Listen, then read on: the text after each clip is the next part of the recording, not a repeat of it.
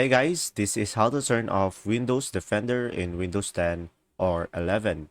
So first thing that you will do is simply go to your start menu on the bottom left corner of the screen.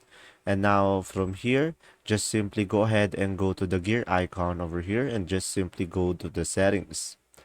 And now once you are here on the settings, just simply scroll down and you should be able to see here update and security. So click on over here. And now from here, guys, just simply go for Windows Security over here on the left side. And after that, you should be able to see here virus and threat protection. So click on here.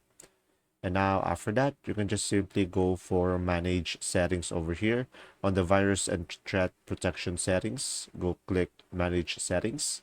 And from here, you should be able to turn off the real-time protection and a pop-up window will show up and just simply click on yes, and as you can see you should be able to turn it off.